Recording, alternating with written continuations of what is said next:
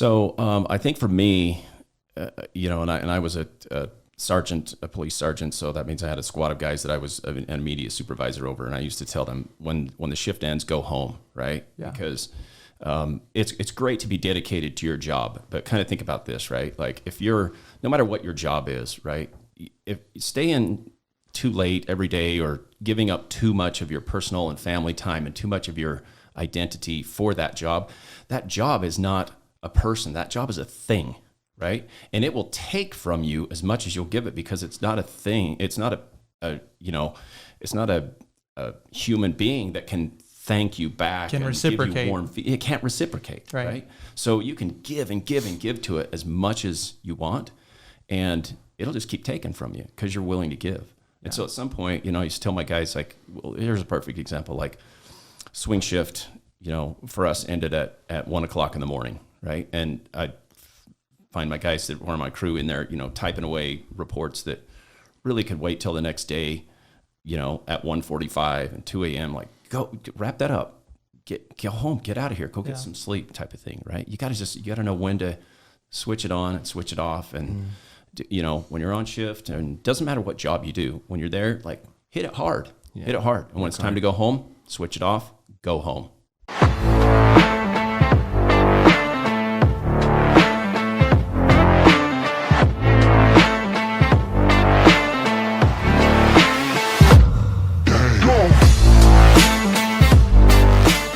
Okay, Ben, who do we have on today?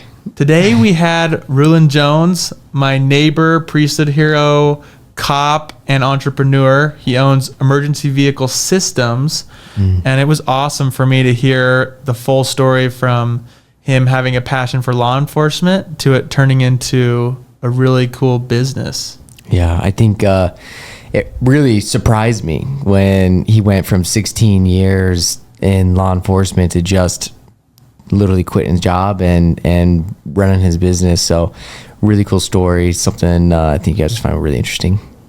Enjoy. This episode is brought to you by Big Storage Ventures. We are now inviting you to team up and partner alongside us. We bring our experience hunting storage deals and maximizing the self-storage asset to provide our partners with cash flow, tax benefits, and appreciation, all in one recession-resistant asset. Leverage our sister company, Big Ben's Moving Service, to fill your facility and give you an edge over the competition. Reach out to bigstorageventures@gmail.com or DM Big Storage Ventures on Instagram to team up. Thanks for coming on. Yeah. Thanks for the invitation. Yeah, like I just said, Rulan is my friend from church. He's my neighbor, and I've been really excited to introduce you guys. So yeah, I'm really excited to hear your story. So, and I know we talked a little bit, but everyone has a story, and I think there's a lot of lessons we can learn and we can all share from each other. So, like he mentioned, I think we should go into talking about what was it? The background in law enforcement, and why. And maybe why you got into that field. What is it about you that made you want to serve? Yeah. Probably my earliest memories of the whole law enforcement realm is the excitement, right? I mean, even when you're a kid and you're like, hey, there's law enforcement or emergency vehicles, near your neighborhood, and you can hear them or you can see them, and something's going on. I always had that. There's action close by. What is that? I kind of want to know, and I grew up over in Washington City, just next door to St. George, and it was pretty small back then. And so you could get on your bike and be anywhere in a few minutes and kind of see what was going on. So, sometimes we don't know how that thing gets inside us. Right. And when I was a kid, it just was inside me. I'd hear, the sirens and be curious about what was going on. And so it probably just, kind of stuck through the years. And then as I got older and, things happen and you get more capable and you start seeing that you really are interested in that.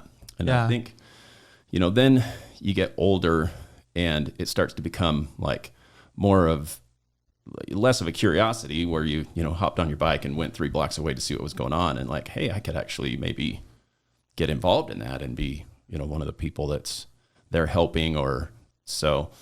Yeah. And like I said, that just, all of us have whether you're, desires to play some sport or, be a lawyer or do whatever, that sometimes you don't know how that seed gets in there. It's in there. But anyway. So there was a kind of, as a kid, I could kind of see this little baby Rulan riding his bike around Washington City, just wanted to be a part of the action. Yeah. I don't know. I could see myself as part of that, but then I can also see, I don't know how old you were, but then there's a point in time where it's like almost like a sense of the switch flips from like, this would be exciting for me to there would be more to this, right? Like at what age did that kind of, moral? Yeah, probably when I was 15 or 16. And probably what had a lot to do with that is I had already had an interest in that. And then one of my older sisters, I have 4 older sisters, an older brother and 2 younger brothers. Oh, wow. One of my older sisters got involved in law enforcement, and she lived in Salt Lake. And so she became an officer. Okay. And so, anyway, I think when I was 17, that had kind of always had this fascination. She told you she liked it. Yeah. And so then my sister became a cop, and she's like, well, why don't you come up and go to work with me for a day? You know, you just never think about that kind of stuff. And like, oh, wow, cool. So I remember going up and working with her up in Salt Lake area and going on a ride along, and man, I was hooked. That was all. Really? It took. Yeah. Oh yeah. The excitement was there. Yeah. Yeah. The excitement was there. Oh, I know exactly what you're talking about, because just Wednesday we were helping someone move into a house, and this car just started blazing by. You know, it was in like a real residential area, and then the cop right behind it was a chase. Yeah. And it was like, dang, like that's exciting. And I'm like, this is probably really bad of me, but I want to see what happens to the end. Like I want to, as long as no one gets hurt, I want to see how this ends. It was really exciting. And like, I was like, I honestly thought, I was like, that's really cool. Like those guys, I'm sure he's living the dream right now. He's chasing this guy, and he's like, you know, finally he's got some action today. Yeah. Yeah. Well, I don't know, because it's Santa Clara. Because sure, I'm sure sometimes they're just like day in, day out, like waiting for the action. But well, he's pulled me over in Santa Clara. My pink truck. Oh, I forgot about that. The pink cookie truck. Yeah. I digress. Were you a Santa Clara officer? So I still work part-time in law enforcement. I work for the sheriff's office, and so patrol all around the county, which includes Santa Clara. So we go out in the outlying areas, and then sometimes we're in the, you know, city areas and whatever. And cool. I just happened to stumble across a friend and neighbor one evening, so it was fun. Were you speeding? No big deal. We're not gonna say details of what all the that. things he got me for. Yeah. All the paraphernalia in that pink truck. Well, we gotta clear the record and say it was a minor violation that didn't end in a citation. How's that? So nothing that I wouldn't give a warning to anybody else for. How's that? Got it. It was fair treatment. Yeah, for sure. Back to the ride along though. Yeah. So what, like, was it an action-packed day, or was it just cool to be with your sister and be wearing the badge kind of thing? Well, and if you kind of go back to what you were talking about, like the other day when you saw a chase, right? Like law enforcement is a lot of fun. It's a great opportunity to help people. There's so much that's on television that some of it's real and a lot of it isn't. You know, all this. I was in the gym the other day, and they had some law enforcement show playing on the TV, right? And here's 2 uniformed cops outside a house where there's some incident going on, and they're like arguing and kind of poking each other in the chest and having this drama. Think, okay, all that's crap. That doesn't happen, right? But so we've kind of got this idea from, you know, TV, Hollywood and TV about how law enforcement is. How it really is, in my opinion, is day to day. It's pretty regular. Some exciting stuff happens. Sometimes you got a, you know, bad crash, and hopefully, you know, you get that cleaned up and nobody's life is seriously disrupted. There's a lot of report time where you're, you know, handling things that aren't, you know, you go to a lot of domestic disputes, and some of those, you know, end in arrest, some don't. And then once in a while, like the crazy crap happens where, you know, you get in a high speed chase with some real bad dudes, and you know, things happen, or you know, I mean, you get, you know, the idea of what happens in our culture. But anyways, but yeah, I mean, not every day is like crazy action packed. Some of them are just tiring, and you're there. You know, there's a lot of cliches about law enforcement, but it's true that, you know, sometimes they say it's hours of boredom interrupted by moments of sheer terror. And oh, geez, there's some truth to that, you know? Sounds right. But it's exciting. It's all fun, and it's a chance, you know, for me, just kind of, you know, talking about who I am. It was a great opportunity. I'm a man of faith, a religious person. And it was a chance to kind of do some of God's work when you're in a uniform, because you can influence people and steer people and also help people and be nice to people who don't think that anybody should be nice to them. I mean, you dealt with a lot of people in their lifetimes, a lot of people that you deal with in law enforcement, they're constantly having conflict in their lives, whether it's with their family or they go to some business and, make trouble, and someone's like, hey, get out of here. And then, and then the cops show up and whatever. And so you get a good opportunity to interact with people and be nice to them. Yeah. There's some people that we all know the type. It doesn't matter how nice you treat them. They're going to, it's game on, if you will. Yeah. But talk about putting yourself in a position to impact people. Yeah. Right? Cops are in the spotlight right now. Yeah. And how you behave changes the world in a small, but in a small scope, but to people that you interact with, they're never going to forget it, right? Yeah, and I appreciate that because, I'll give you a common one, right? When I was a training officer, so I would train the new guys, and I would tell them, you go to an accident, right? Somebody's in a pretty serious fender bender, and they're not like hurt, but they're roughed up, and, mom's crashed the minivan, and she's got tears. The kids are all right. Everybody was seatbelted in, but the van's crunched, and dad's at work, and now he's got to leave work, and hey, he's worried, and when he's driving over there and whatever. Yeah. After years and years of doing that, it's just paperwork, right? You get there, okay, thankfully nobody's hurt. We got the fire trucks here to clean up, some spilled fuel on the road. The ambulance is here to check people out. Got some tow trucks and whatever. That's when you're a cop, that's just run of the mill, right? But to the people that happens to, it's big. Yeah, it's really big. That might be the only time in their life. You do that every day. That might be the only time in their life that big thing happens to them. And hopefully, it is. Right. We don't want that happening to people. But, and so that's the real difference is now you're in a position to be like, okay, it doesn't matter what it is. Be careful not to act like this is no big deal. Mm-hmm. Take care of them, Be nice to people, help them through their problems, reassure them. It's a real good opportunity to, like I said, there's some action that's just sometimes just down and dirty, and it's fast and furious, and you're dealing with people who don't care about rules and laws and the rest of society, and that gets messy and kind of scary sometimes, but the rest of it is a lot of fun. It's all fun. Chance to be a great citizen, great part of your community. Yeah. And I'm always telling my wife, she'll be like, why did you do that? Why did you say that? Because I'm honest with people, like in a supermarket or in a store or whatever. I'm nicely honest, right? Because I tell my wife, everything we say and do, no matter how small, affects the world. It affects the world. We affect the way society thinks by telling people, hey, that's wrong, and then maybe you change the way they think, like, somebody said that's wrong. Is it really wrong? Yeah, I should probably get on board with that. And then they believe it, and then maybe they share it with their neighbors, or when they have kids, then they share that with their kids. Hey, that's wrong. So everything that we say and everything that we do, it does affect the world. And we should be taking all those little opportunities to make the world, a little bit better and a little bit more truthful and a little bit better for, everyone. I like it. It's true, because a little bit at a time can have great effects. I mean, look at how society, the way we've changed our beliefs and what's right and wrong. Yeah. And it's you didn't ever think. How did we get there? Right. How did we get there? Just a little bit at a time, but it takes those little things every single day. Yeah. And that's why, standing up for truth and right and, all that other stuff. Yeah. And being nice about it and being honest. We need people to fight. Yeah. So after you went on the ride along, how much longer before you signed? Yeah. So, and like I said, I was about 17 at the time, and I was hooked. And so when I came back, and I got a couple more years of high school to go, but even so, then right out of high school, I got involved with the police department and working, as a civilian informant, basically, because I was young enough to go into places and whatever. And so I did a little bit of that work for a couple of years.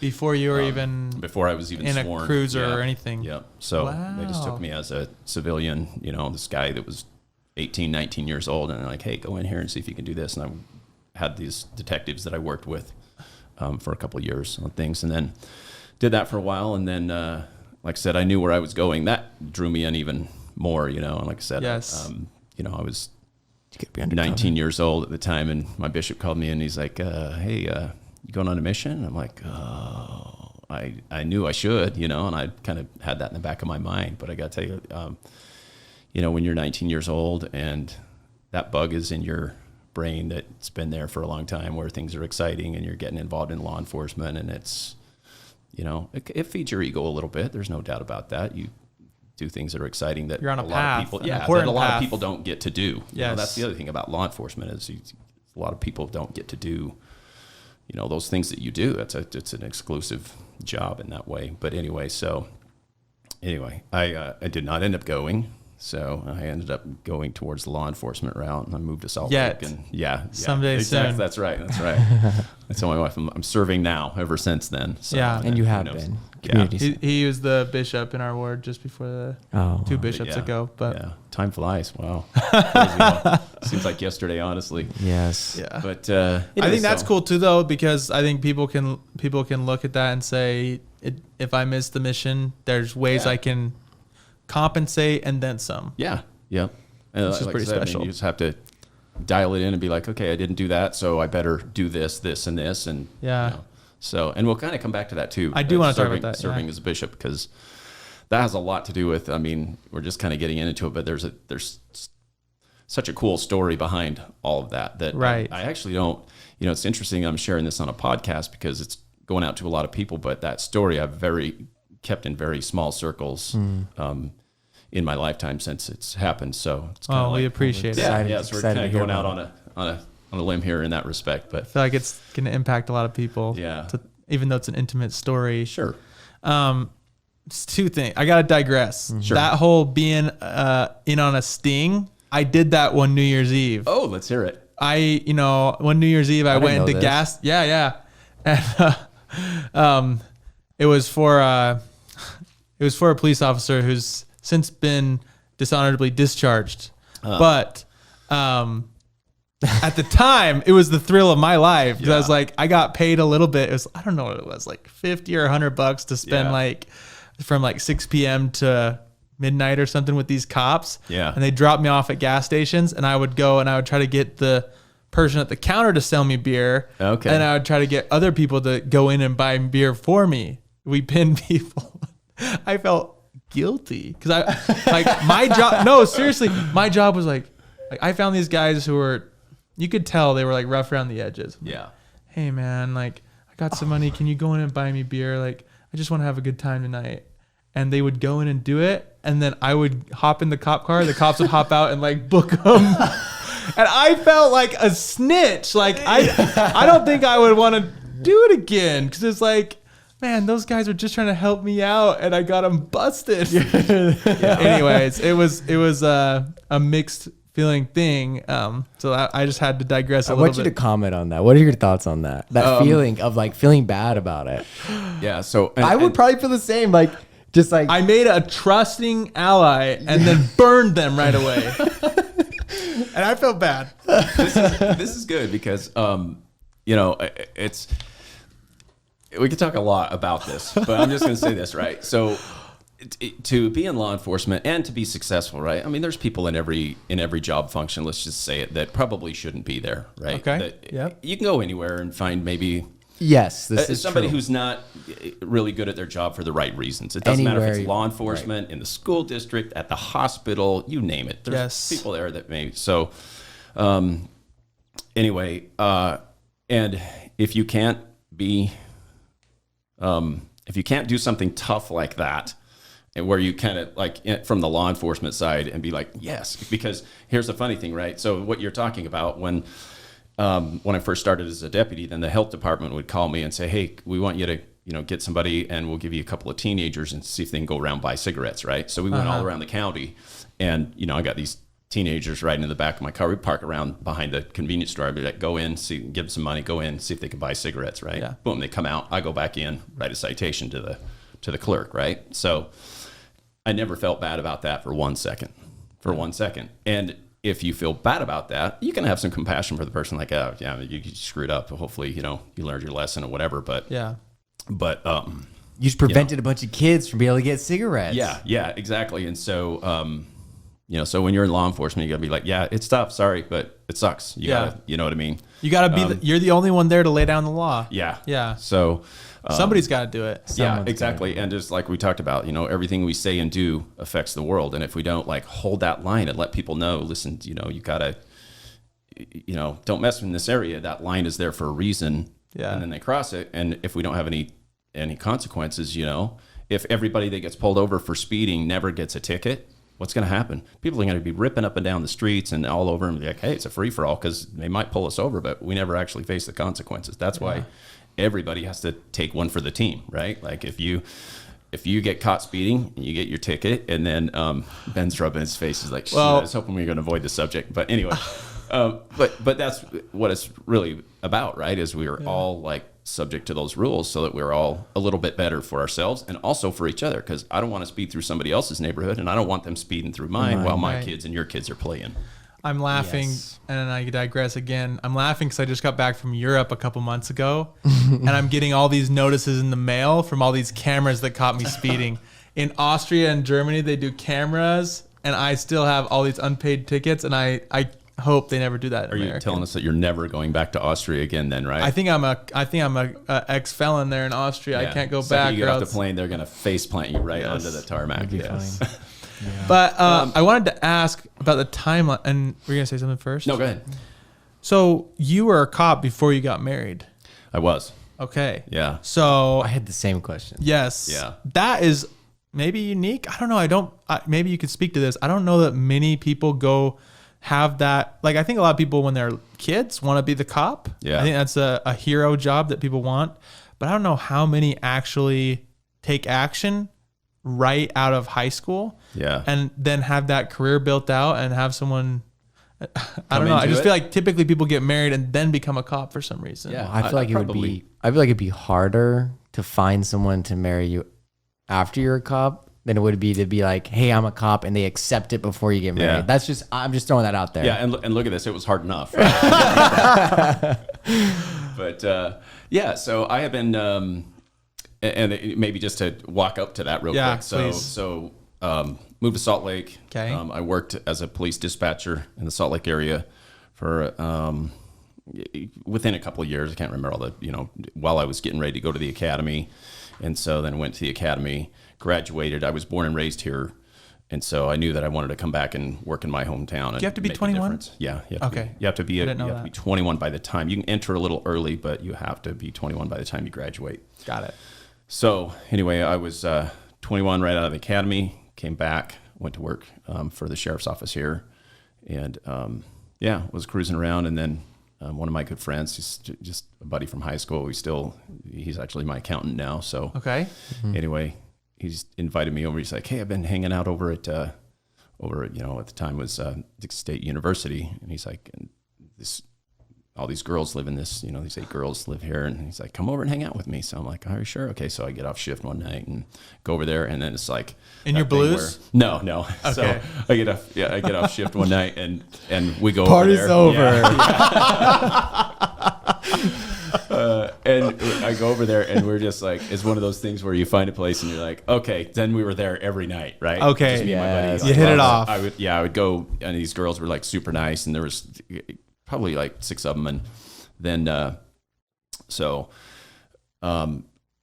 then one afternoon I was nearby there, and I stopped by in uniform because I saw my buddy standing out in the parking lot. So I rolled up, I'm in my car, and I stopped, and there's a new girl there, right? She just moved in for the summer. This was summertime right after graduation.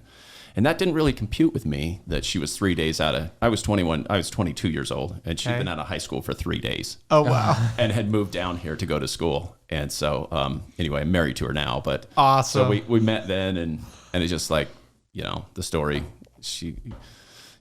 She's told me before, she's like, yeah, you look pretty good in that uniform. So I was like, all right, well, I'll stay in shape. That didn't hurt. So anyway, but so I've been working in law enforcement for, about a little over a year at that time when I met her.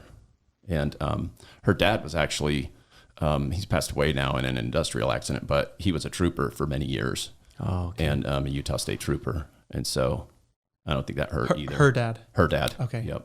No, I think if we could look at stats on that, I bet there's a lot of the women that marry people in law enforcement probably have some sort of connection. Yeah. Where they're familiar with it and they know it and not afraid of it. Yeah. And so that was kind of, she kind of got to know my world. I think that was good for her because she got to know my world that I was already in. Yes. Because I was working 12-hour shifts when we met, and Interesting. graveyards and weekends and holidays and all the things that come with law enforcement. But Wow. she said yes, and now she's stuck. So Well, I'm scanning my brain of all the people in law enforcement I know, and most of them are just heroes with solid marriages. But I do know I just had a very close friend who just had a divorce, and I don't know if being a cop was part of it, but he is a cop. And I could talk about like your wife and maybe how she supported you and how you have maybe navigated successfully some of the pitfalls that a lot of marriages fall into that are in law enforcement. yeah. So, I mean, I spent we'll kind of get to the business part of it a little bit later, but for now, so I spent, a good total of about 16 years in law enforcement, and Just strictly, just doing full-time. all uniformed full-time patrol work. And so, it's a long time. and I think for me, the best thing that she ever did is not really talk about it.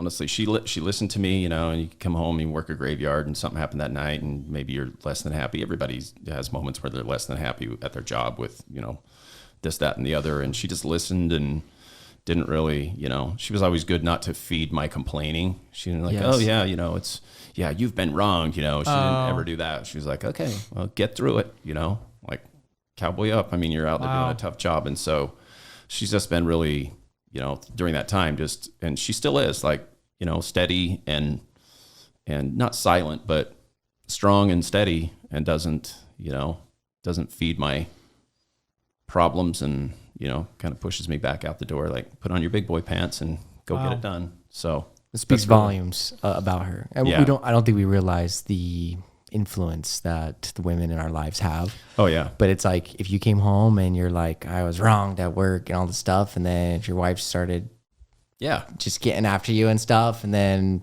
pushing you to complain more, and then anyways, it could just escalate, and so I just think it's pretty incredible to see. You need a rock Yeah. having your back. I think one thing that the three of us share is that we all three have a rock that we can count on. And I think if you lose that, everything can fall out from underneath. Everything can collapse if your wife doesn't have your back. And so, and kind of going back to what you're saying too is, some of my friends in law enforcement got divorced, and guys that that I know still do. And I don't know. I don't want to be foolish and say that has nothing to do with it, because it's a very stressful job. Yes. It's the hours and the things that you deal with sometimes, and you see a lot of, it's terrible. You make unusual sacrifices. Yeah, you do. Yeah. And you see a lot of stuff that, is just not pretty, that people don't talk about, at the dinner table, and all kinds of victimization, and, people losing loved ones to all kinds of things. But the thing about it is that does take a toll on your mind. Yeah.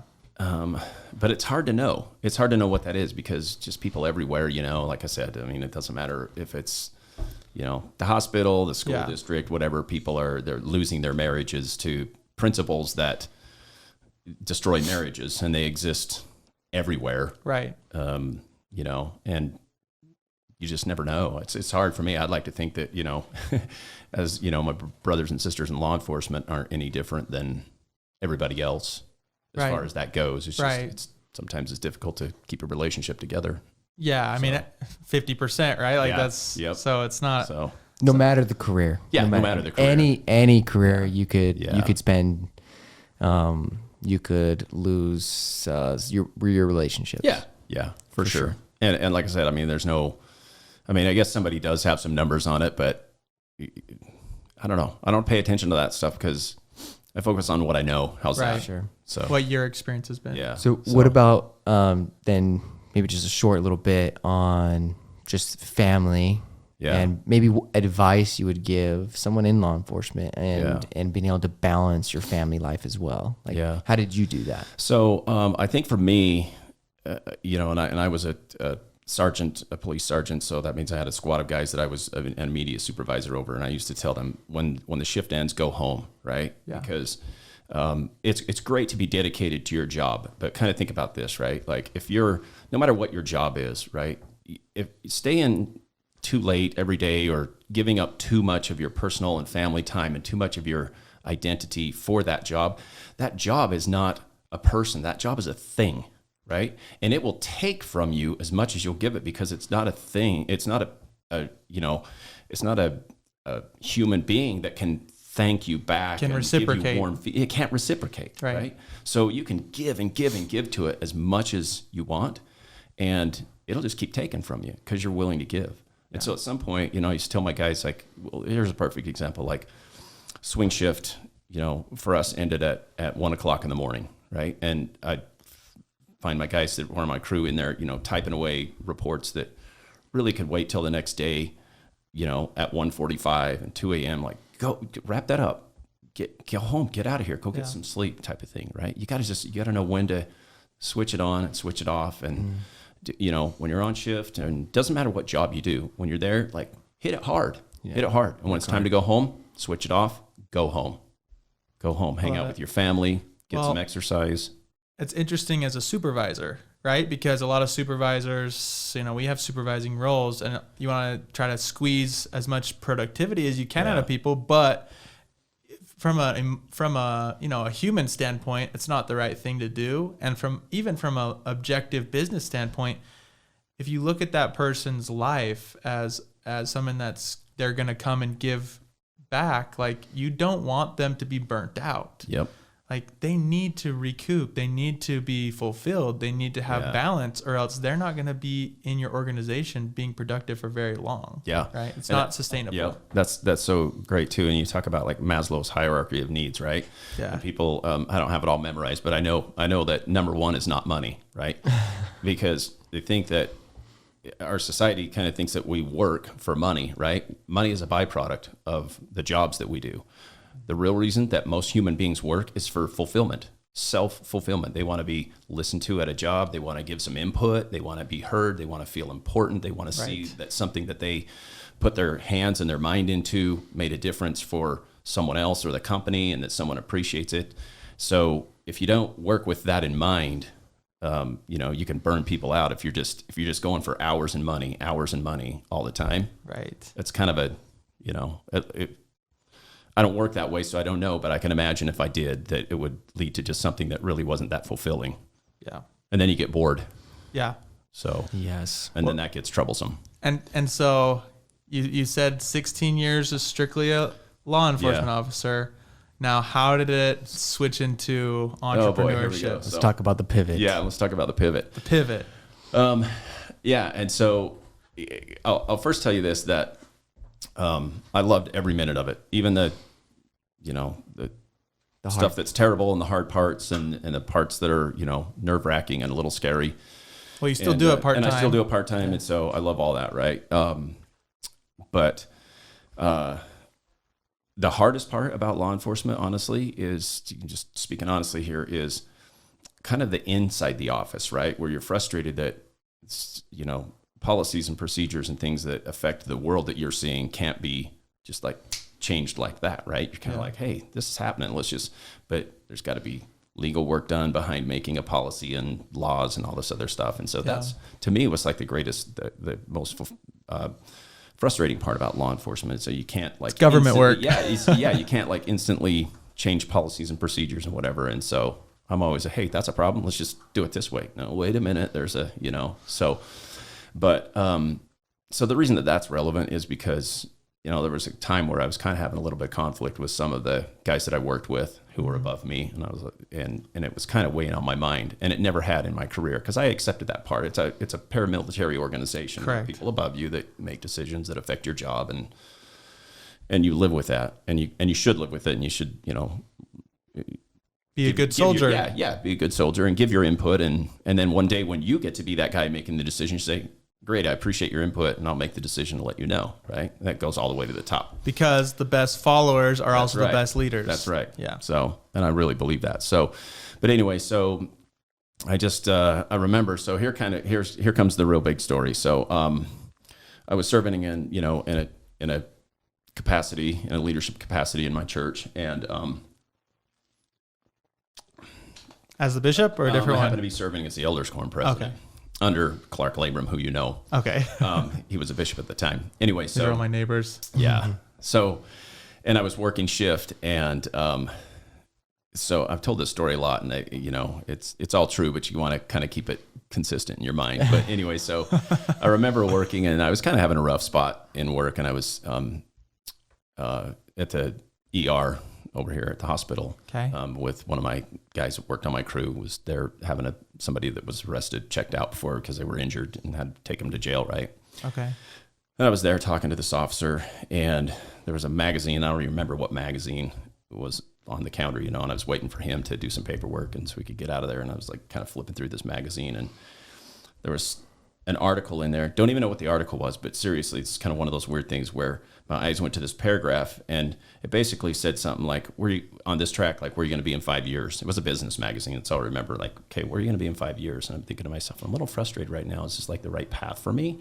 And I had built like this whole, I told you, like, as a little kid and riding my bike around, following, I hear sirens or whatever, just go see what's going on. So I'd really had this built in me for all these years. And then I've been working in law enforcement for all these years, and loving it.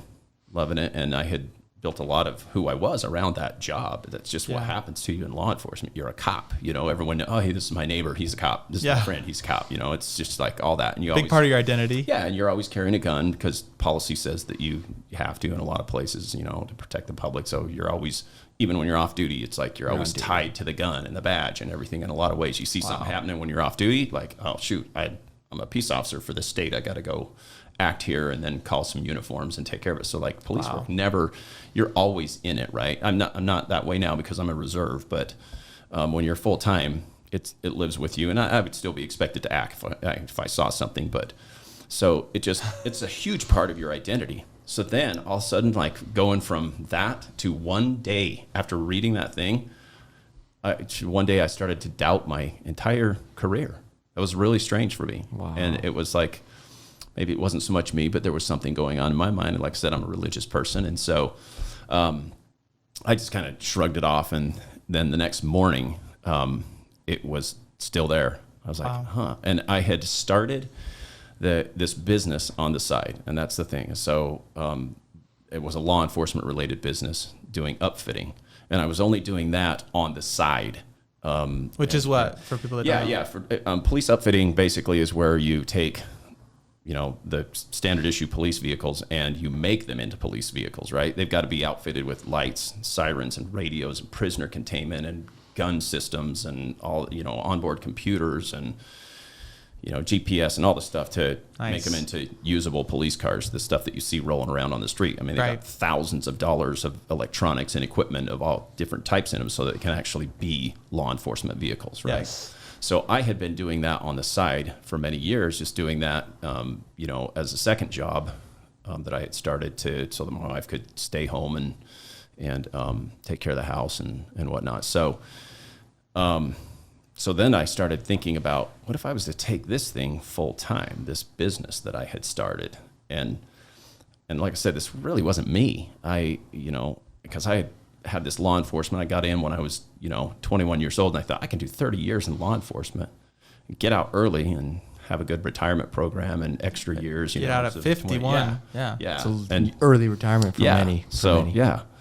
So I've been doing this upfitting on the side, and I had some of the guys at the PD working part-time for me on their days off too. We were kind of meeting at this little shop that I had started, but I was only doing like upgrades, modifications, and whatever. It wasn't really like deep into nose to tail on the car, right? Full I was just doing repairs and upgrades. You didn't get the contracts for the fleets and stuff like that. Exactly. It was just kind of a hobby job on the side where I was doing stuff, to where, earning extra money and whatnot. And, the only upfitters in the state were both in Salt Lake at the time.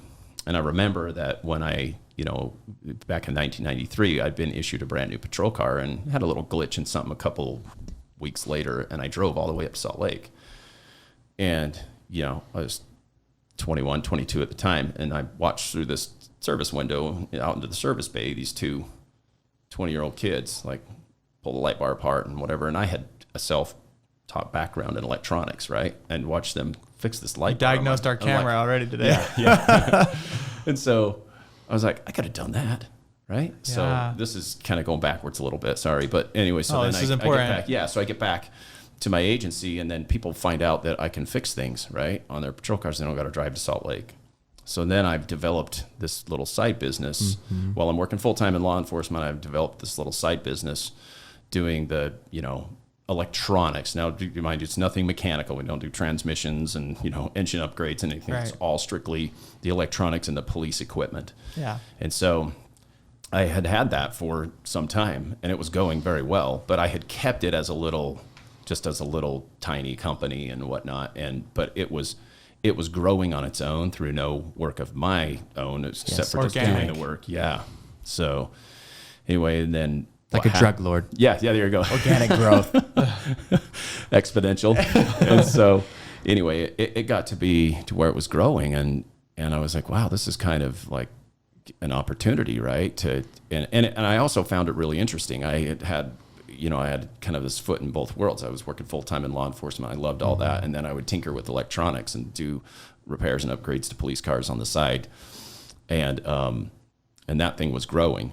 And those two worlds were kind of starting to collide on that night where I was telling you I was like reading, because I had been working, the other part of it is I've been working too much. I've been working a lot at the police department and running my little business on the side a lot. Yeah. And I think the thing that showed me was like I'd been working so much in that little article that I read that was like, where are you going to be in 5 years? And I really thought like I'm going to be in the ground at this rate because I was working so much, 70 hours a week, burnout, 40 at the PD and 30 building this little business and I really wasn't building it, but the workload that it was generating itself and the word of mouth and the things that were going on, it was building itself. Right.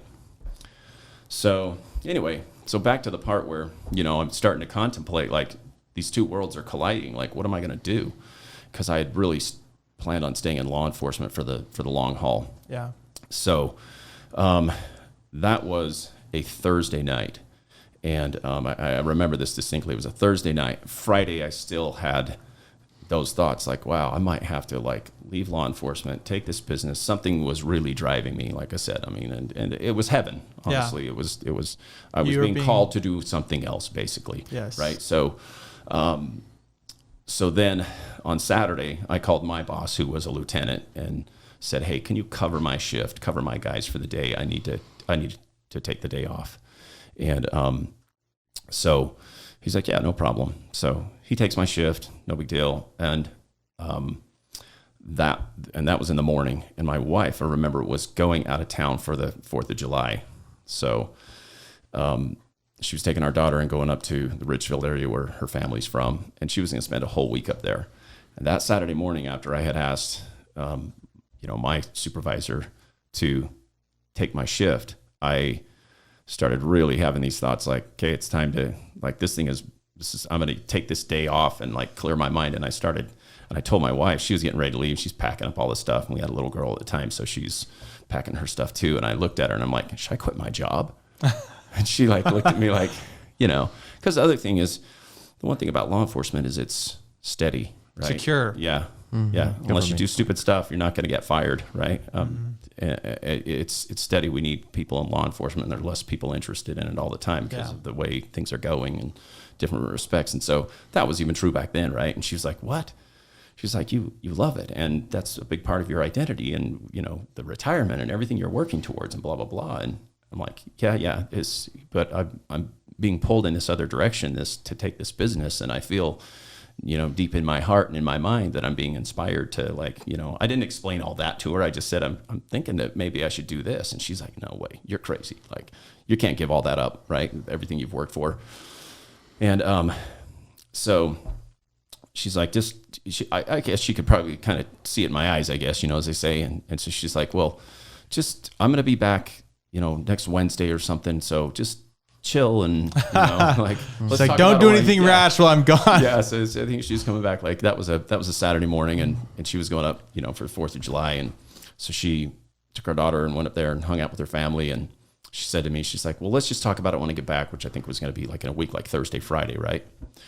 And, so this is kind of where it gets interesting is she leaves, and now I'm alone with my thoughts, right? And I'm like, wow, this is, and I got these two worlds. I got 2 full-time jobs, and I love them both, honestly. And so anyway, I give it some real prayerful consideration, and I go down to work, at my little shop, and I'm doing things. I got some projects in there, and so I'm working in my little side business, and it just hits me like, okay, you gotta pray about this, right? So I pray about it and don't get any strong feelings one way or the other. And so I let it go. That was a Saturday night. And then what happened was I would think about quitting this stability that I had created, this law enforcement thing, and 16 years of stability. Investing, making a long-term plan that I'd had since I was so very young. And it would honestly what would you be giving up? The retirement's cut? Yeah. Okay. The retirement, the steadiness, the sense, a big part of it was personal pride. Like, wow, can I give up this thing that I built, and I've kind of built my idea around, and I love doing the work and whatever. There was just a lot of emotional investment and personal investment. I wonder if you're, maybe we've talked to seminary teachers who have given teaching seminary up for other stuff, and wondering if there's a moral set, can I do as much good for the world doing this? I wonder if that was a part of it too. Yeah. Whatever it was pushing me, right? I mean, right. And I was thinking real hard about this, but here's the thing, right, is I remember that whole afternoon on that Saturday that she left, I would think about quitting my job that I had planned so much around and, really enjoyed for all those years. And it would give me a fearful adrenaline rush. Like when you almost get in a car accident, right? You're like, ooh, you're flush, and you're like, whoa, that was close. Oh, yeah. It would give me a fearful adrenaline rush, and I'd be like, I can't do that. And then I'd think for a second, well, it'd be really fun to build a business and be your own boss and blah, blah, blah. And I really enjoy this. So I had these two worlds colliding, two things that I really liked, right? Yeah. So I went back and forth on that Saturday. I remember fear, excitement. Then I would work, and all of it would leave my mind, and then I would think about it again, and it'd all come back, right? And I was just back and forth all that Saturday. And so finally, I'm not afraid to say I'm a religious man, so I prayed about it. Yeah. Went to bed, and the next morning I got up, Sunday morning, I was going to a meeting, and I know exactly where I was. I was driving to work, or driving to the Sunday morning meeting, and I thought about it, and just boom, I was just overwhelmed with a sense of peace. That's what you're supposed to do, because I had prayed actually that I was gonna quit my job. I said, I'm quitting my job. Stop me if this is wrong, right? That's awesome. I need to know. So, and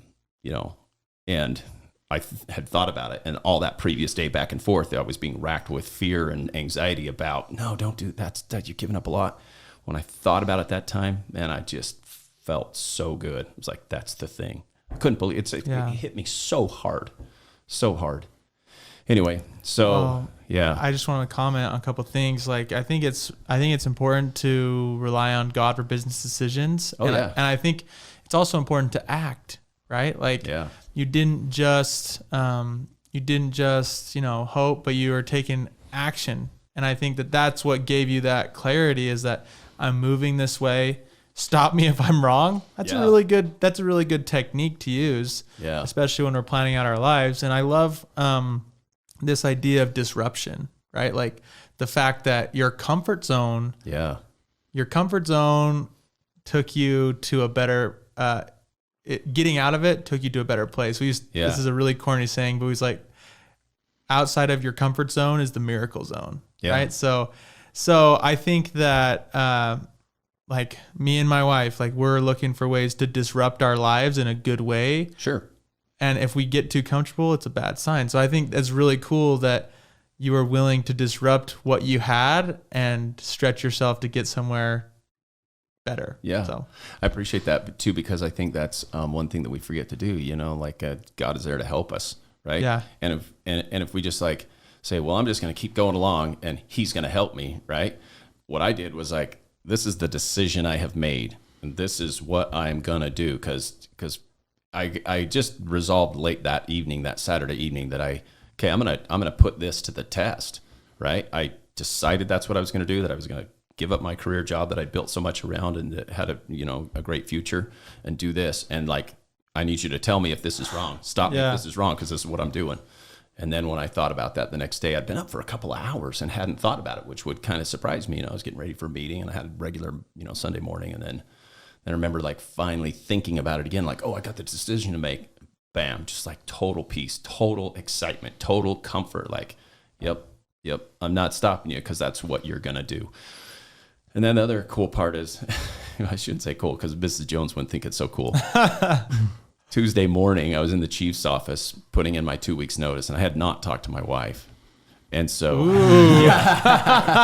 it was just, I mean, it's Brilliant. the most, That's ballsy. Yeah. It's this, I mean, because the thing about it is I knew that I could relate to her, the experience that I had, and that she would be like, cool, we're on board. Right. That's awesome. And I knew that she trusted me, and I trusted her enough to understand that. Yeah. And so, and the other thing was because I'd had such a, my former chief still lives here in town, and he probably didn't have any idea about this, but Stratton? yeah. Okay. Yeah. He's my old neighbor. Yeah. Super Great guy. cool guy. Yeah. So I remember going into his office, and that really, he and I had a really strong relationship. I, like to think that I was somebody that he could always turn to for honesty and, hey, some input and whatever in the chain of command anyway.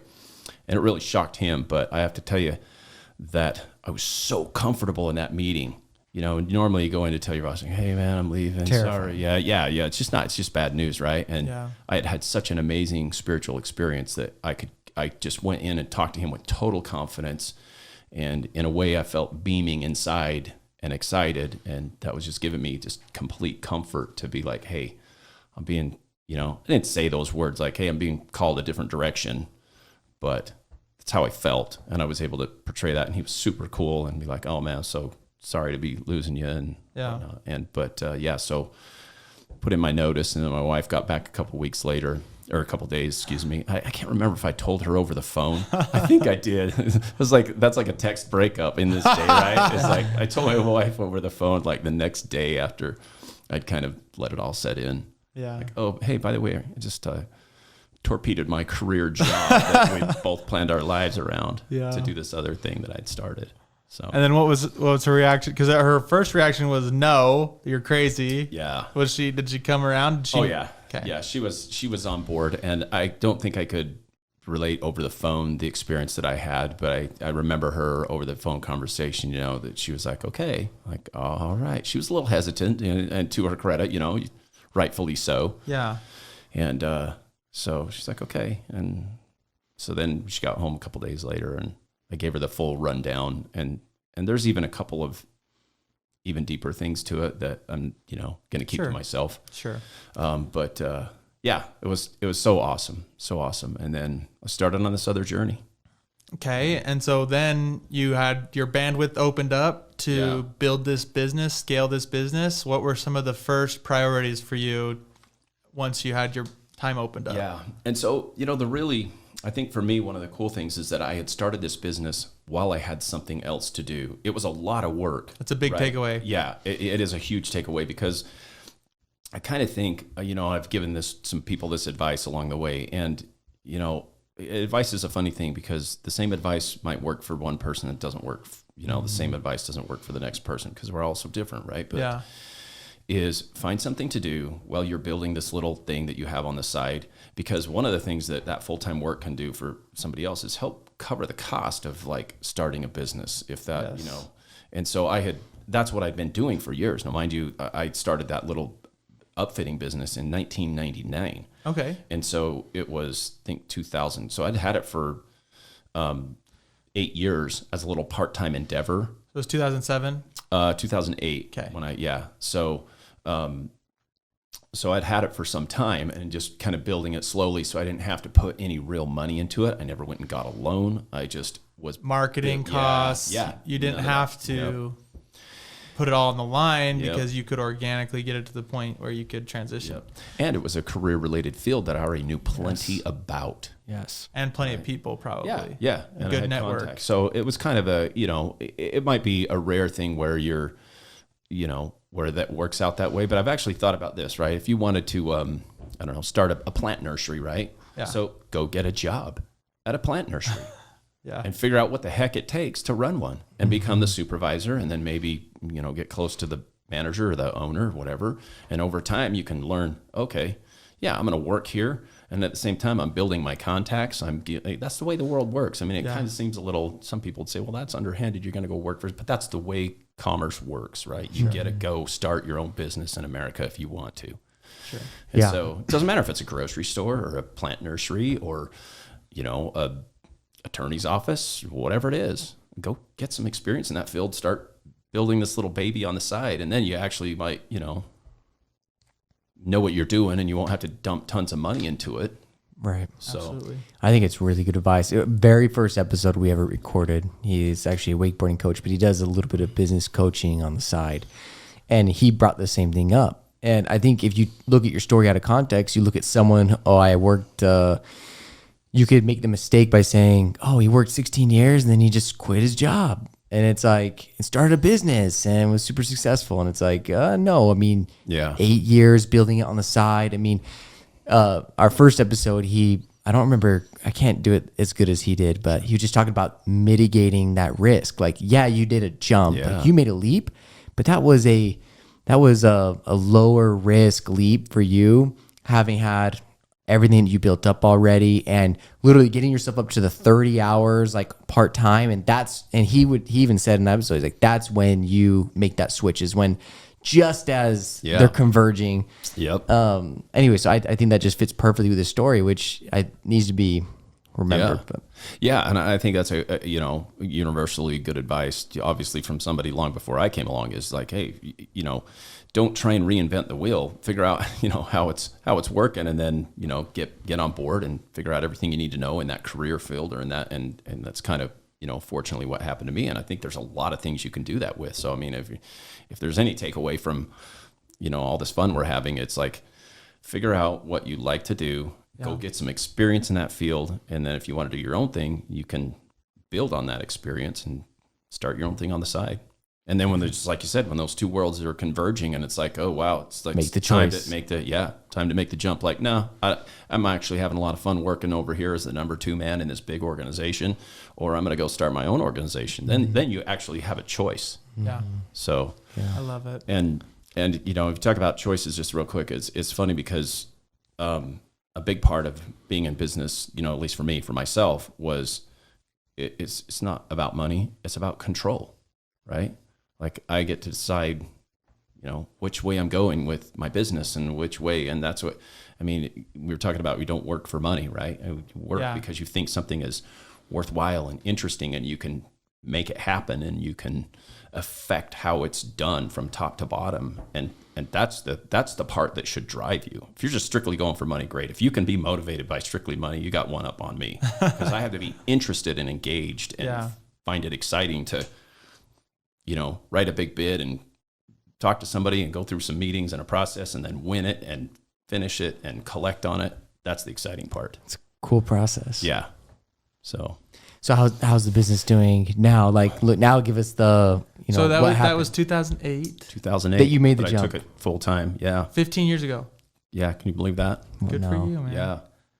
I look back on it and then I think of like the total time that I've had the business, which it started just as a little hobby on the side, but I had but still I was doing invoices. And so I had to have a tax ID number. All that stuff started in 99. I got my accountant, my buddy, who's been my, lifelong buddy and friend and just total confidant. He handles, our accounting and whatever. And he's like, hey, we got to get you registered at Commerce and do this and whatever. And so it was a legit little business on paperwork, because I was sending out invoices to the government from the very beginning. Wow. And so it's just come along, just leaps and bounds from, honestly, I think from loving what I do. Like, people come in and see me and see my staff and whatever. We like what we do. It's exciting. It's fun. And that makes a difference. And so we went from first location, second location. Now we're in our third location, which is a little bit bigger. I have. Is it kind of by Costco? Over by Costco by your on dad's 3050 right East, by your dad's shop. Oh, yeah. Cool. Yeah. But it's, Actually, I think I always see His dad's Webster's countertops. Oh, yeah. Yeah, we're right next door. Yeah. the one on the left or where you're looking. So, because I see cop cars there all the time. All the time. Lined up, waiting to go into for your production. dad. So, wow. yeah. But, and I think for me, to talk a little bit about that, we talked about, who we are and whatnot, is I think for me, like really taking care of the people that work for me is such a big thing. Like I want them, I've told them, I meet with my guys individually and collectively, and, I'm down a position right now, but I usually have 6 people. And it's like, I want them to feel like they can come to me like, hey, my kid's doing a performance at 2:00 at kindergarten. I'm like, go. Yeah. You got to go see that. You got to let people have a little bit of latitude within reason, depending on the job, to feel like they're in control too, to feel like they have the latitude that the boss has, right? Hey, I got to go talk to him about a discrepancy on my utilities bill. Can I come in, 30 minutes late tomorrow? Absolutely. Go take care of that. You got to keep people happy in their, in their worlds if you want them to help you in yours. Right. Absolutely. So, I mean, I take two takeaways just so far, like going off that one first, like putting people first. Yeah. And the dividends that can pay, it's a big deal, right? Yeah. And I think it's something that the longer you go, the more you realize. And I think abundance mindset helps with that too. Just realizing, hey, there's enough to go around. If I really want this to work, we've got to cut people in a big way, right? And I think another takeaway is just having your passion drive your business is going to be a big part of it, right? And I think, you talked about you're passionate about, like what you're really passionate about is people, right? Because you got into law enforcement to help people, and then you found this kind of cash cow that's like accessory business to, like, you serve the law enforcement officer and departments now. Yeah. And so I think what you're really passionate about is just people and helping others. Like, I don't know that, just like I'm not super passionate about moving boxes. Sure. You're not passionate about those cages that keep the prisoners back there. Yeah. You're passionate about the whole process and helping a team grow and people thrive, Yeah. So, which is exactly why what we talked about is you're not working for money, right? Money is the byproduct, and sometimes it's a higher yield byproduct, and depending on the job you're doing, and sometimes it's less. But the thing that really has got to be driving you is doing that job and being fulfilled and seeing how great it is. And one thing I try and do is when people call me, I just went through this yesterday, the day before, a guy, one of my government contacts calls me and he's like, oh man, I got a mess. The purchasing department wants me to do this and that and the other and follow this regulation. I'm like, piece of cake. You know what I mean? Whenever people come to me, like, it's so about people that we're like, hey, this is a problem. I'm like, easy peasy. In fact, I told you on the phone, I'd say that a lot. Easy peasy. That's not a problem, right? In my mind, I'm thinking, crap, this is a big problem. How are we going to get around this, right? But you take care of people. You just, no problem. You got a problem, and I'm going to take it off your shoulders. I'm going to make it my problem, and then you feel better. And guess what? You like me because I took that problem off your shoulders. And then when you have another problem, let's just be honest, sometimes, that problem equates to money, right? So if you're trying to be successful in business and people bring you problems, take their problems from them. Yeah. And be like, oh yeah, we can do this, and we'll do the best we can. And sometimes scheduling is an issue for us because we have a lot of work going on. We only have so much production time in a day and whatnot. But you take people's problems from them, and man, they'll start really liking you a lot. Pain points. Yeah. Yeah. Don't shy away from people's pain points. Go ahead and address them. Yeah. And the funny thing is, if you do it over the years, I've kind of I remember when people would bring me their problems, and I'd be thinking that they were bigger than they actually were, because they were, right? Somebody gives you a problem. And then I've kind of trained myself, like, this actually is easy if you approach it from the standpoint where this really isn't that big of a deal, right? Yeah. It's just such a positive, it's a mental mindset where you're like, okay, we can get through this. How many times have we done this before? I mean, it's going to be, going to have to do X, Y, or Z a difficult way or whatever, but just always act like you can do it. Yeah. And it's no big deal. So have a high stress tolerance, it sounds like. Yeah. That's I got to go home and tell my wife sometimes, oh man, that was a rough day. I just have so much to do. That's one thing in small business, right? I mean, I've told my wife before, like, I like to tell her how I'm Superman, but I'm probably doing that. I should probably hire 2 more people in addition to myself to do all the things that I'm doing. Yeah. But it's like I get to work every day, and I kind of love that speed, that go. Yeah. You're over here, you're over there, you're on the phone. Sometimes it gets a little overwhelming. I like to whine to her a little bit, and then she tells me, put on your big boy pants and go back.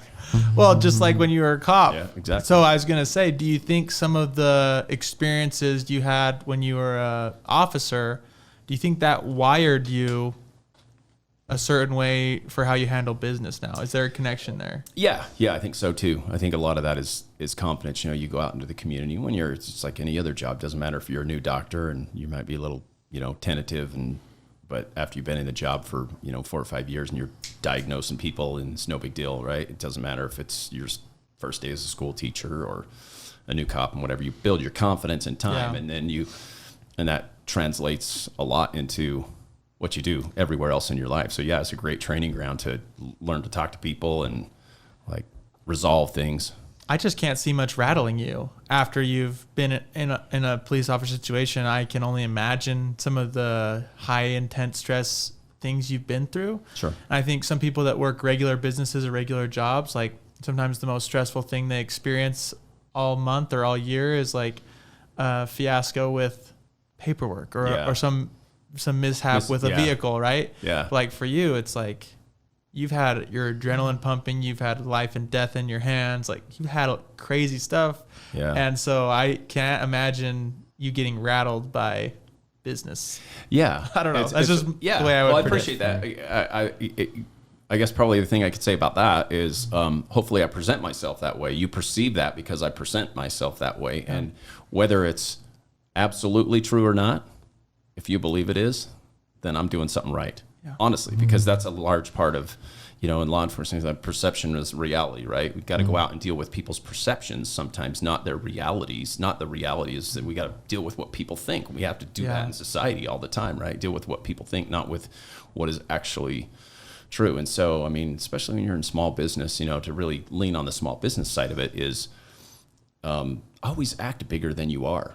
Somebody calls you on the phone and if you're a small business person or you're starting this little thing on the side, or it doesn't matter if you've got 2 employees and you're, mowing lawns or doing whatever, don't act small. Yeah. I remember always like acting big, and I don't even know what that really means if you just like ask me to define it. But when I was on the phone with people who were potential future clients and whatever, and I would just always act like I'm busy, act like we're growing. So people are like, well, there's a reason that this guy's busy and growing, right? And whether I was or not is not the real issue. It's if they perceive that, then it gives them confidence. Like, well, other people are using this person's business. Maybe I should be too for some reason. Yeah, like when you first start a business, it's funny because can you help me with a move on this day? Let me check my calendar first. Like you don't have anything on the calendar, but you're like, well, I guess we can make that day work. We have a bunch of other stuff going on, but I think we can fit you in. Yeah, right? See? There you go. But you're right. Confidence is contagious. Yeah. It helps, like in a cop situation. If a cop comes to my house, they've got to know what they're doing, right? Because if they show up and they're questioning themselves, oh no. Yeah. Right? Same thing, even as a small bit, I'm just going to use my business because it's like, if a mover shows up to your house, that's a stressful thing. Yeah. If they don't know what they're doing or they don't exude confidence, the thing is going to go bad, right? Because it's like, if you show up to the house, it's like, hey, I don't know what to do with this, but I'll, blah, blah, blah. But it's like, hey, don't worry. We're going to figure out how to handle this. Yeah. This is something we see a lot. Don't worry about it. Right? See, and I love that because I was actually just talking to somebody the other day who was about moving, and I'm no expert in your field. But I can tell you this. I said to the person, moving is an emotional experience. Yes. Right? It's an emotional experience. You or somebody that you've hired is touching, packing up all of your stuff, putting it in boxes, and it's in a little bit of danger if there are things that you're attached to, right? Yeah. And then it's all got to be taken out at the other end and you got to decide where it's going to go. Yeah. And it's a huge emotional experience, right? Yeah. So when somebody calls you for your services, like the last thing they want to be is like, oh, I don't know. I mean, do we have, hey Jim, do we have something that can lift that and keep it from, do we have any padding? They don't want it. They don't want to hear that, right? They want to be like, oh shoot, we got this. We do this all the time. Yeah. Go sit by the pool and we'll have this truck loaded in no time. It's like you gotta sell it. Anyways, I love the confidence. Yeah. One of the most intimate experiences is helping someone move or whatever. You're in their life like no one's ever been in their life before. Like you're seeing their stuff. Like every day you get a glimpse into them. Yeah. Whether you want to see it or not. Yes. All the weird stuff we find under people's beds. Yeah. Or taking them apart. or boxes full of dirty dishes. I remember helping somebody move one time, and they packed up all the dishes, and it's like, hey, you might want to run these through the dishwasher first. Yeah, dishwasher. Yeah. It's like, no. Funny stuff. I'll bet you got tons of great stories about. Yeah, we do. So. We could do a whole episode on That's all actually the, not a bad idea. all the people that bring up like crazy, I'm dying, this has got to happen now, or you can't move my, adult toys that way, just weird stuff. So anyways, I can imagine. I digress. This is amazing. I mean, just seeing how it started from, I don't know that we have anyone that really understands from such a young age the direction they want to go, and then they go that way. But I do like how you pursued your passion, and then you were ready for the disruption when it came, and that you had that, even though you were in such a structured career, that when that calling came, that you didn't ignore that prompting.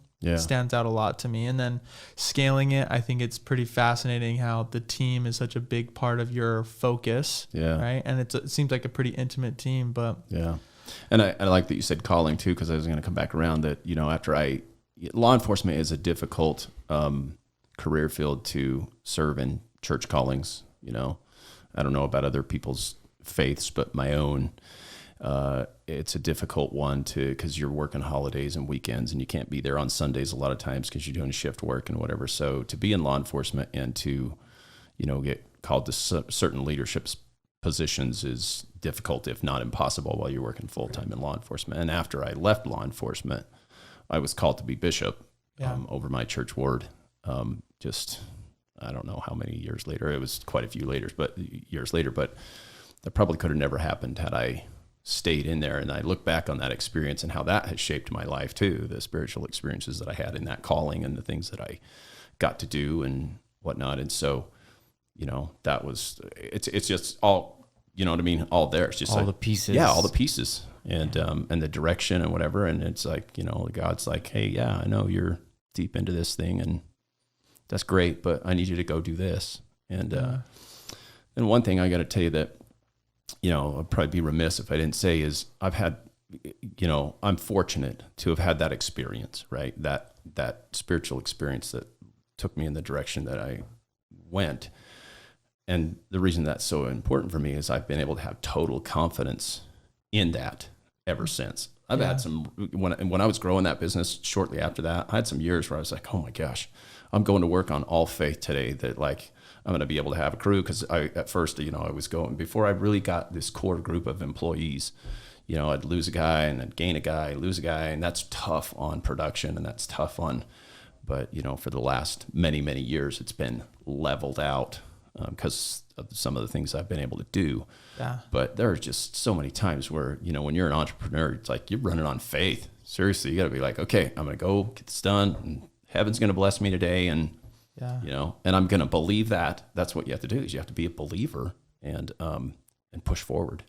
Absolutely. So there's no reward without risk, honestly. Right. And that's a cliche, but I've so learned that that's true. When I took the business from like just from its first little thing to then when I left law enforcement to that, it was so scary.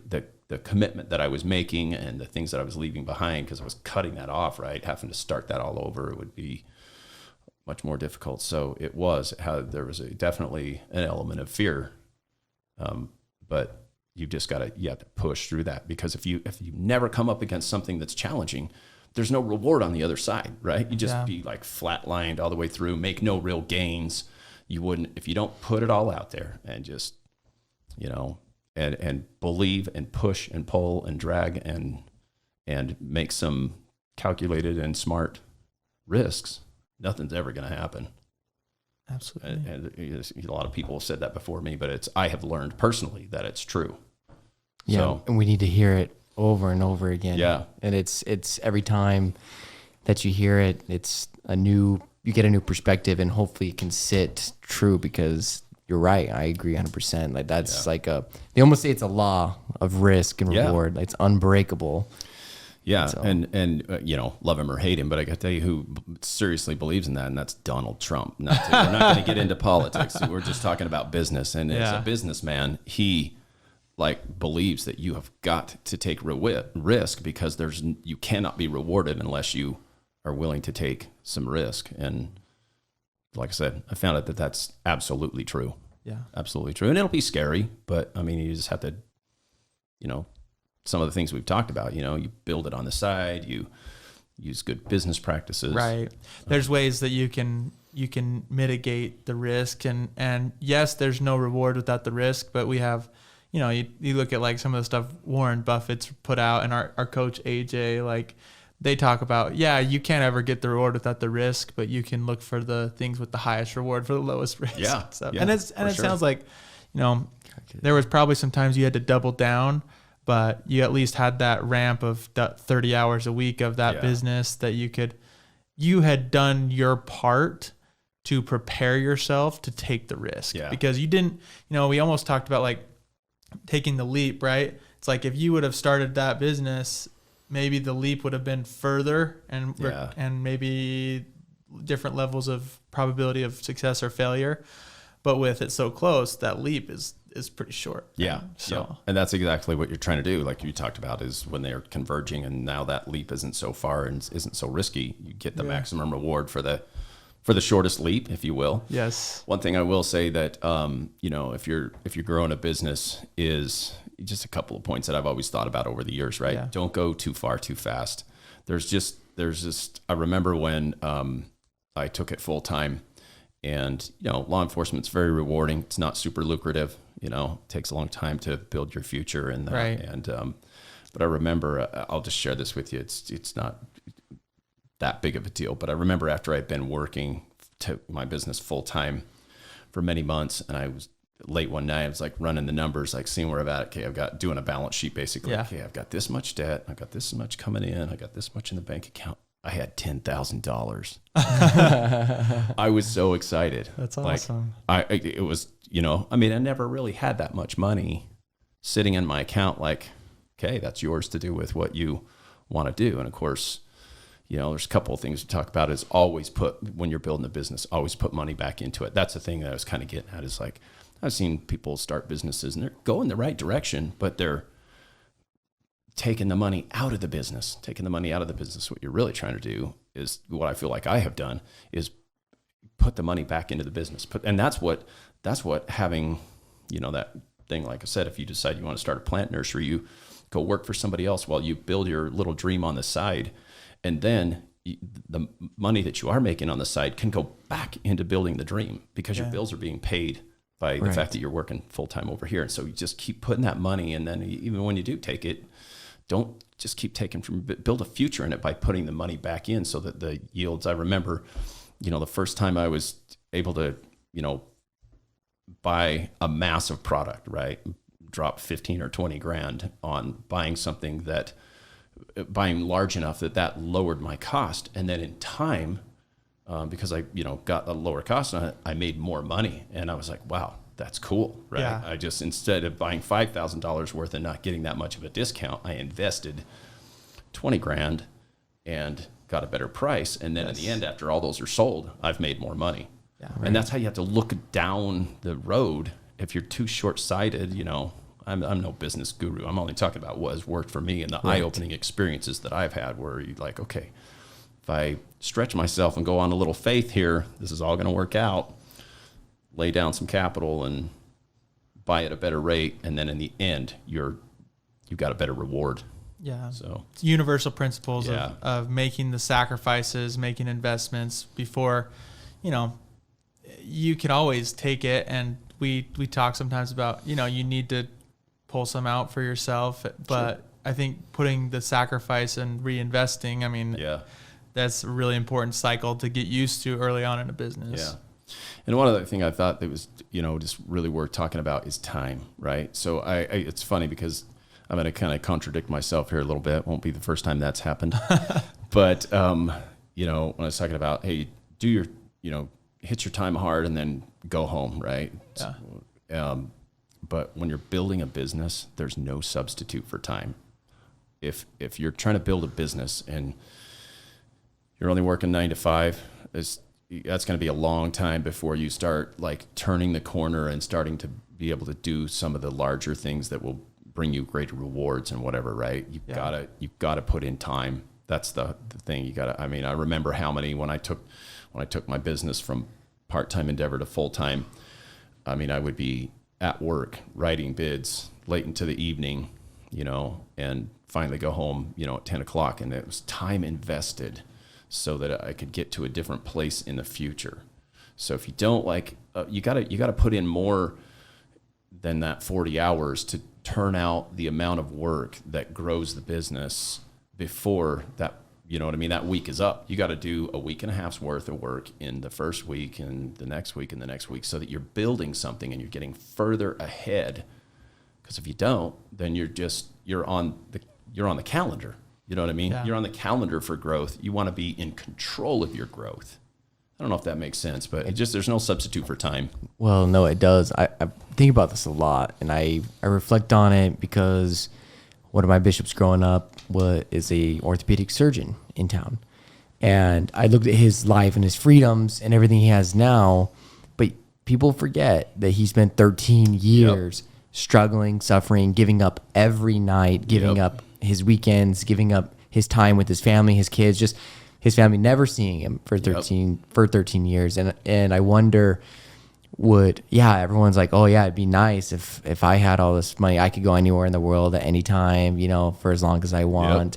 But it's like, well, were you willing 13 years ago to put in the time that he did and sacrifice the time he did? And I think there's this trade-off, and you have to make the sacrifices today for the future. Now, it has to be balanced. My wife always tries to remind me that stuff like that has to be balanced because, and that's hard. It's unique for everybody, but because you also have to think about, your relationships and the people that you have right now and being present. But you're right. I do totally agree that, if you're building a business and you got to put in the hours today so that, hey, I can have a little bit of freedom tomorrow. Having a great idea and a good direction is only part of it. You know what I mean? Unless you can squeeze essentially time out of it, right? Like think of if you were to take a business and you had some sort of, time machine and you could just advance it into the future 5 years without doing anything more than working 9 to 5. And then all of a sudden it's there and it's established and you got a clientele and you're good to go.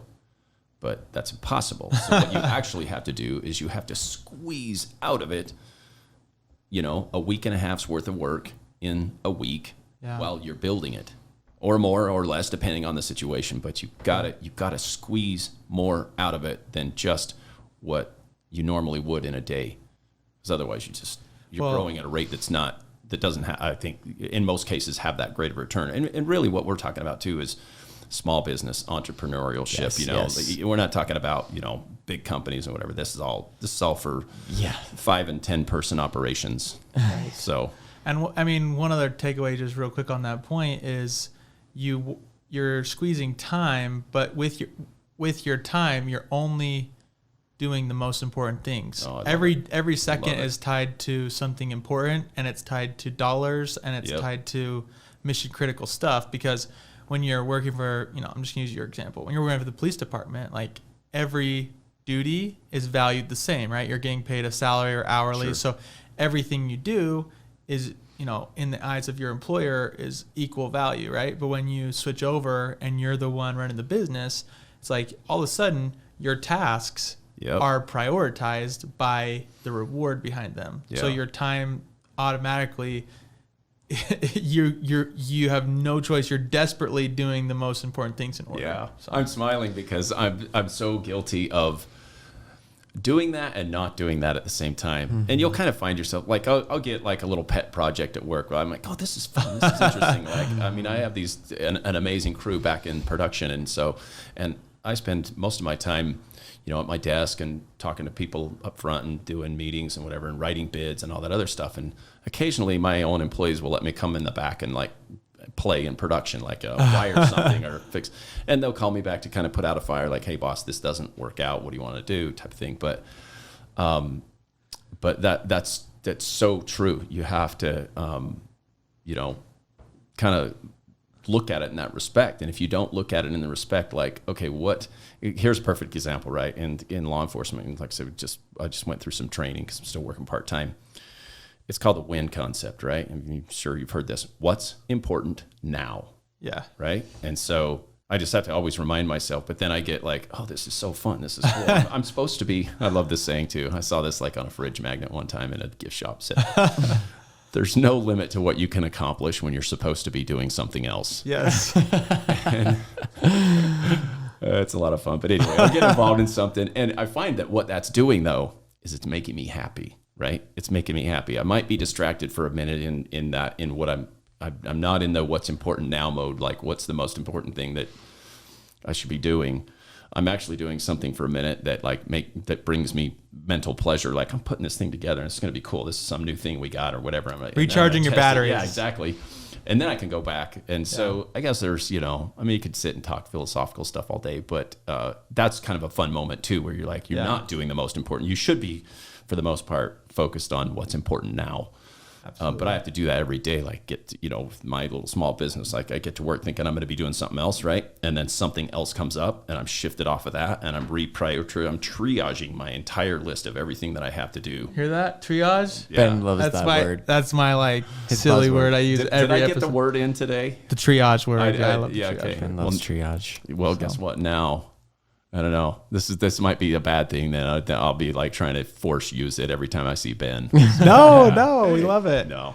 But you're right. I kind of have to, and that's, an important piece of advice if you're starting a business. Like if you're spending your time doing stuff that doesn't return, production, doesn't return money, doesn't return growth, doesn't return, whatever it is you need to grow that business, then you might be. Then what are you doing? Yeah, what are you doing? Honestly. So. Yes. Oh man. Yeah. Wow, this has been awesome. I feel like the whole journey just paints a picture of hopefully everybody sees what they can do and where there's been a lot of principles that I think we've heard that everyone can take away from. Maybe give us like one more, takeaway that you feel like is kind of something that you feel like everybody could take value from, of maybe a trait that you've tried to develop or a lesson you've learned that you feel like would apply to everybody. I think probably the thing I should, is pay tribute to my mother, who's still alive, who's an awesome lady. Is she taught me she loves people, right? I think I learned that from her. My dad's this awesome, disciplined guy. He spent a lot of time in the military and whatever. And so I got that work ethic from him.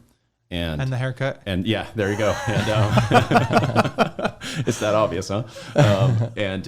And then, but I watched my mom just like be so friendly and nice to everybody my whole life, and just so loving and, just doing all kinds of things. She loves to bake and whatever. So she can meet somebody and bake them a pie and not even know them and whatever. And so, I got a strong work ethic from my dad and a love of people from my mom. And I guess brought those two together, like what find something interesting that you like to do. I mean, there's that whole cliche about never work a day in your life, but it's really true.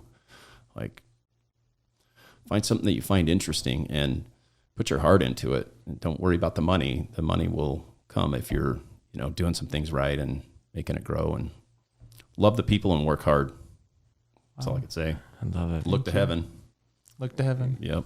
Yes. For sure. I think that's amazing advice. And again, thank you so much for coming on. Yeah, I appreciate you guys having me. It's been a great episode. I just gotta say thanks for everything. And I gotta tell you, like, not only are you a business hero, like I think a lot of people will hear your entrepreneurship journey, but I think also in life, like you have a really good balance of having your priorities straight. And to me, I've only been in the Word with you for a couple years, but you're a priesthood hero. Like the way that you carry yourself around people and the way that you serve, it means a lot to me. So appreciate that. Thanks for your service as a priesthood holder, as a cop, as a business owner, and as a friend. And I think you are a great exemplary person of what Beyond Networth is about. So I appreciate that. Thanks for having me. Thanks for coming on. All right. Sweet. Super.